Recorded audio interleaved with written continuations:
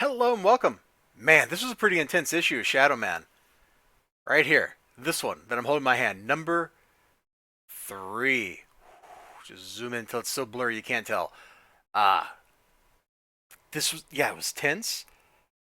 It didn't really give you a chance to stop and breathe or anything like that.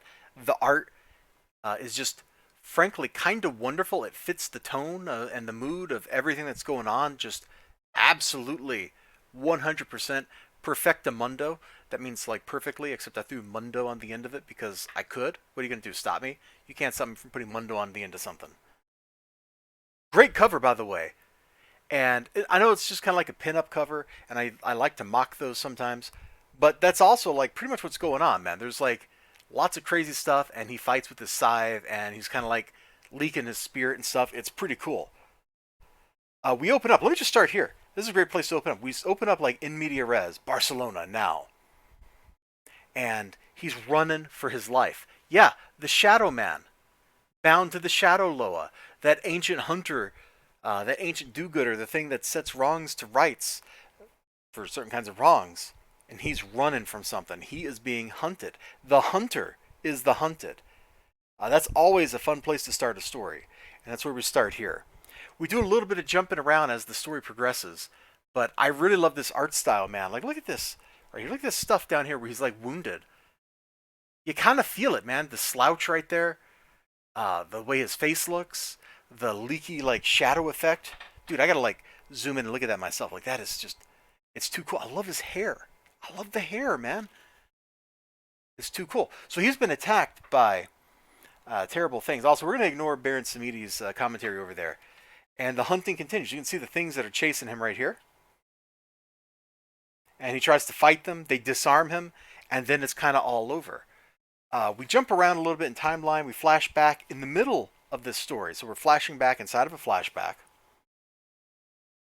Or maybe it's in the present. I don't know. But we flash back. He's like trying to. He went here to ask this oracle something. She has been killed. Then we go meet this little creature madude over here. And Baron Samedi makes a deal with it. Stuff happens there.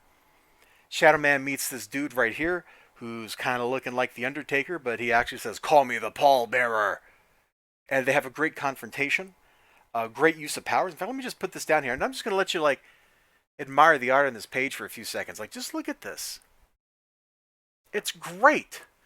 The little Loa thing, the creature over here, looks absolutely fantastic. Like, it's just creepy and sick, and it knows secrets. Or, as Baron Samedi says, I get it. Everyone loves gossip. Look at this punch, man. Meanwhile, his own punches have no effect. So this dude is powered by something, and it's not really powered by the Loas.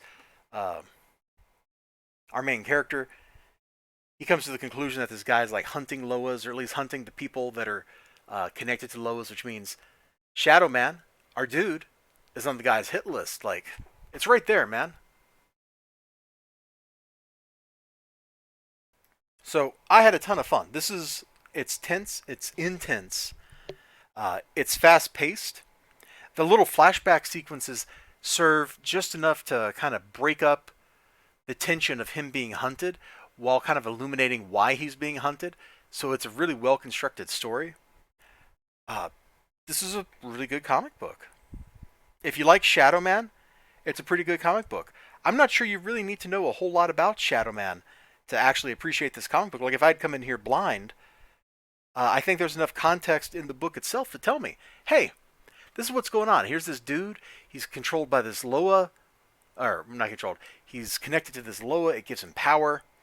He's hanging out with, the Lord of the Dead here, and they're going around investigating some stuff, trying to figure out why things are happening that are happening. Because remember, like the first couple issues, there's holes being opened up in the dead side that are allowing things to leak into reality that shouldn't be leaking into reality. So like all that stuff is going on. They're trying to figure it out. And meanwhile, he's being hunted by the Undertaker. Like, I don't know what else to call this guy. Like, let me get this introductory page so you can kind of see it. Like, you tell me. You tell me. Like, that's like biker Undertaker with a hat, you know? It's too cool. That's what he makes me think of anyway. It's a great panel, ain't it? That's a great panel. So that's what I thought about Shadowman number 3. I pretty much liked it. I wish all Valiant books were this good. Oh, and as a special bonus, I'm just going to flip over to the previews. Hey, there's an ad for you. Shadowman Remastered, redefining masterpiece like you've never seen it before. 4K widescreen support. I know Ninja Weasel likes that game. Listen, I think that's one of the games he likes. But we're going to flip over here to Ninja K because what even is this? That's all I got to say. What even is this? This is just terrible. It's absolutely terrible. You all take care of yourselves. Remember, like, comment, subscribe, all that good stuff. Hope to see you again next time. Until then, bye bye.